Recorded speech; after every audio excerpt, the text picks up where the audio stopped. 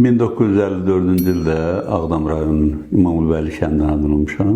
Orta təhsilimi Quzanlı kənd orta məktəbində başa vurmuşam. Sonra Bakı Dövlət Universitetinin hüquq fakültəsini bitirmişəm. Həm kolxozda hüquq məsləhətçisi işləmişəm. 78-ci ildə mən qiyab oxumuşam. 5-ci kursda oxuyan vaxtı Ağdama baş dövlət notariusu təyin olunmuşam. Və orada da dövlət notariusu işləməklə bərabər həmin müddətdə hakimlərdən birini geri çağırdılar. Ona görə də iş yükünün çoxluğu nəzərə alınaraq o vaxtı xalq icraçılarına İcraya Komitəsinin qərarı ilə hakim əvəzedici təyin edə bilirdilər. Demək olar ki, hardasa müxtəlif fasilələrlə 1-2 il elə hakimi əvəz eləmişəm Ağdamda. 80-cı ildə, 81-ci ildə. 1982-ci ildə Xaçmaz rayon məhkəməsinin hakimi seçilmişəm. 85-ci ildə Ağsu rayon məhkəməsinin hakimi, 87-ci ildə isə Salyan rayon məhkəməsinin hakimi və sədri. Hardasa Salyan rayonunda çox işləmişəm.